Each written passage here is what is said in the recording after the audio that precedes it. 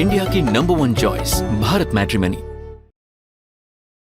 ये बात बताती है कि बलोच हो या उधर तहरीके तालिबान पाकिस्तान, इस समय जो पाकिस्तान के लिए इस पूरे इलाके में इबारत लिखी हुई है वो यही लिखी हुई है, हार हर बार। क्या इससे अलग कोई मुस्तकबिल उनके मुकद्दर ने उनके लिए तय किया है क्या कमोडोर काले?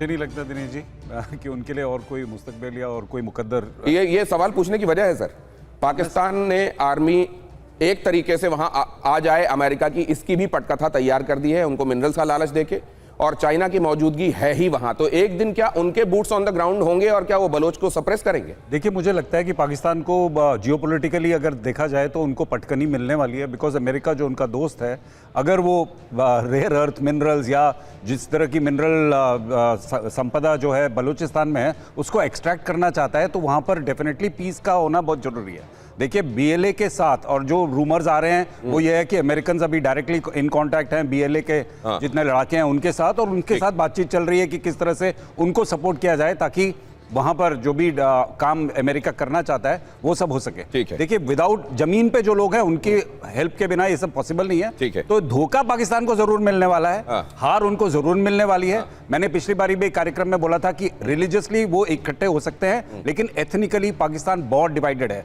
और जो देश एक झूठ के बेसिस पे इकट्ठा किया गया हो वो अलग अलग होना। अब तो ये भी समझा जा रहा है सर कि जब से ये हार हुई है तब से इमरान खान और ज्यादा याद आने लगे हैं वहां के लोगों को। ये इमरान खान बीते 24 घंटों में बड़ी शिद्दत से याद आए हैं वहां के लोगों को, और इस वजह से अब वहां पर ये जो इमरान खान, उनके परिवार के लोग और उनकी जो पार्टी है वो और ज्यादा एग्रेसिव हो गए हैं, और ये आने वाले दिनों में बड़ा खतरनाक हो सकता है प्रोफेसर अमिताभ, क्योंकि वहां के लोगों को भी क्रिकेट छू कर जाती है अंदर तक।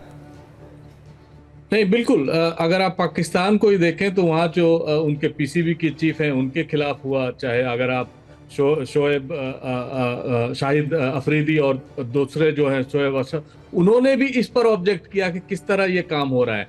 लेकिन पाकिस्तान में इस समय जो सबसे पॉपुलर है और सबसे डेमोक्रेटिकली इलेक्टेड लीडर बन सकता था वो इस समय जेल में है। उसकी हालत क्या है, एक आंख खराब होने को है, फिर भी वो नहीं छोड़े।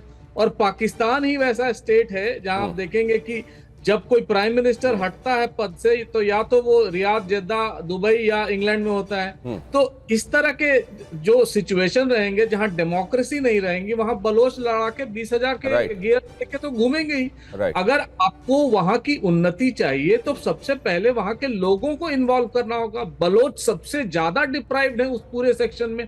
वो हमेशा कहते हैं कि पंजाबियों का यहाँ डोमिनेशन हो रहा है, लेकिन मेरे एक बात समझ में नहीं आ रही है, इस पूरे इलाके में परेशान होने के बावजूद वो लोग अब भी अफगानियों को डिपोर्ट करने में लगे हुए हैं। उनको यह भी मालूम है कि इस बात से उस तरफ रहने वाले अफगानिस्तान के लोग और वहां की सरकार बहुत ज्यादा नाराज हैं। इसके बावजूद ये करते चले जा रहे हैं। इसकी वजह क्या है? अब आज भी यही खबर आई कि और हजारों लोग डिपोर्ट किए गए हैं अफगानिस्तान के। कि ये अफगानियों का और पठानों का सबसे दुर्भाग्य है कि वो उस समय में जो तीसरा जनरेशन इस समय वहां पढ़ रहा था उनको भी वापस किया जा रहा है, और यही सबसे बड़ा बोन ऑफ कंटेंशन है तालिबान और इस समय पाकिस्तान गवर्नमेंट के बीच। क्योंकि जिस तरह से उनको यूज किया गया था उन अफगान लोगों को, उनको किसी भी तरह उनको सरेंडर कर दे, किसी के हाल छोड़ दो और उसका कोई माई बाप नहीं हो, तो ये भी एक बहुत बड़ा मुद्दा था जो जिसने तहरीके तालिबान पाकिस्तान को राइज किया या उसका उदय हुआ। और अभी तालिबान के साथ जो उनके संबंध है वो हम सब जानते हैं। ये जो आपने बात कही ना सर, इन्वॉल्व करना होगा, आपको महसूस कराना होगा कि आप अपने लोग हैं, वो पश्तून हो या फिर बलोच हो, और ये वहां पर नहीं हो रहा है, ये क्लियर कट दिखाई दे रहा है। ऐसे में विनोद ऑगस्टीन सर, ये जो कहा जा रहा है बड़े सोफिस्टिकेटेड गियर्स हैं इनके पास, ये कहां से आ रहे हैं बलोचों के पास? ये पता नहीं कहां से आ रहे हैं, कौन इनको इतना सारा डॉलर दे रहा है और कौन है वो जेम्स बॉन्ड इनको इतना हेल्प कर रहा है। ये जो पते की बात जो है वो राज ही रहेगा मेरे ख्याल। ये राज उजागर होने की संभावना नहीं है। दिनेश जी, आपके बिना अड़ी के बिना आप अधूरे रहे, और धन्यवाद मुझे बुलाने के लिए। लेकिन ये एक चीज मैं जरूर कहूंगा आज, और आपने इसका बहुत अच्छे से एक रूपांतरण दिया है अभी तक। आज ज्यादा, और इन्होंने पटल पे भी एक बात कही ख्वाजा साहब ने, ज्यादा ब्रेव सोल्जर नहीं जीतेगा आज ज्यादा ब्रेव और ज्यादा स्मार्ट सोल्जर जीतेगा। ब्रेवरी नहीं है यहाँ पे, ब्रेवरी दिखा करके आप एक तलवार लेकर के जाएंगे, आप पक्का मरेंगे। जिनके पास नाइट विजन गॉगल है, 20 लाख का वेपन है, वो आपको दूर से देखेगा, दूर से मारेगा, या दूर से बंदी बना के आपको फिर से 71 जैसे पैंट उतारो सेरेमनी कराएगा। लेकिन पहले देखो, पहले समझो और पहले स्ट्राइक करो, ये सबसे इंपॉर्टेंट है दिनेश आज। और ये तीनों बहुत ही महत्वपूर्ण बिंदु हैं, पहली बात। और दूसरी बात, ये तीनों अलग अलग बिंदु हैं। पहले देखो में हमें पहले देखने वाली जो स्ट्रेटेजिक सर्वेलेंस ड्रोन चाहिए, रेडार चाहिए, और आर्टिफिशियल इंटेलिजेंस लेयर IACCS चाहिए। पहले समझने के लिए हमें डिसीजन मेकिंग सपोर्ट सिस्टम चाहिए, हवा में ही नहीं, ग्राउंड में भी। पहले स्ट्राइक करने के लिए हमारे पास स्कैल्प मिसाइल चाहिए, ब्रह्मोस चाहिए। तो बिना ये सारे चीजों को आप मिला करके इस युद्ध भूमि में नहीं उतारेंगे तो बलूच जीत नहीं पाएंगे। जो बलूच के दोस्त हैं ये जानते हैं, इसीलिए बलूच को धीरे धीरे। आपने दो बड़ी इंपॉर्टेंट बातें कही हैं सर, मैं अपने दर्शकों के लिए दोहरा देता हूं। विनोद ऑगस्टीन सर जो कह रहे हैं उसको समझने की आवश्यकता है। एक तो ये कि सिर्फ जज्बे से काम नहीं चलेगा, स्मार्टनेस भी चाहिए, आपको सोफिस्टिकेटेड वेपन्स भी चाहिए, लेकिन वो जज्बा चाहिए।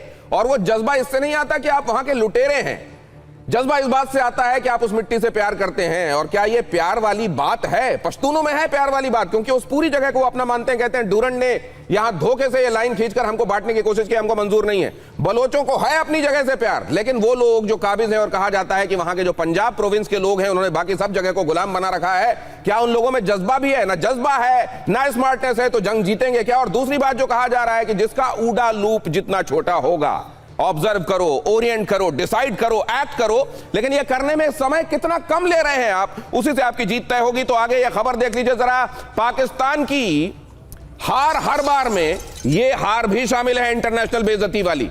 न जाने कितने बार हो गया, शहबाज शरीफ घुसे जाते हैं गेट क्रैश करके पुतिन से मिलने के लिए। पुतिन कहते हैं अभी टाइम नहीं है, बाहर रहने दो, इनको बाहर खड़ा कर दो। यहां देखिए क्या हुआ आसिम मुनीर के साथ।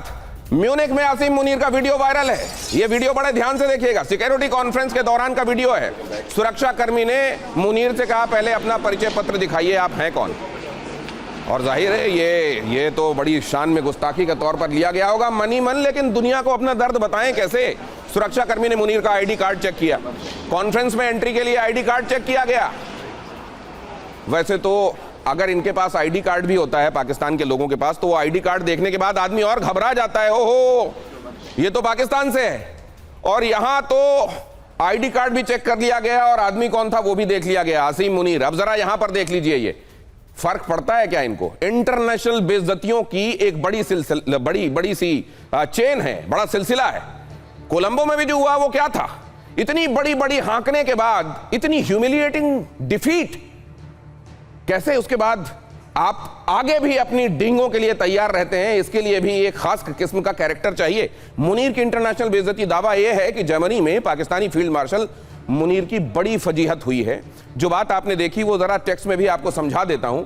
म्यूनिख सिक्योरिटी कॉन्फ्रेंस में शामिल होने के लिए ये असीम मुनीर, द फील्ड मार्शल, वो जिन्होंने संविधान तक को बदलवा दिया अपने आप को सुरक्षित रखने के लिए, वो वहां गए थे। लेकिन म्यूनिख सिक्योरिटी कॉन्फ्रेंस में शामिल होते वक्त जब वो वहां पर पहुंचे तो गार्ड ने कहा एक्सक्यूज मी, आपका कार्ड कहां है, जरा परिचय पत्र दिखाइए आपका। महिला सुरक्षा कर्मी ने फील्ड मार्शल असीम मुनीर को रोका और कहा पहले ये तो दिखाइए आप हैं कौन।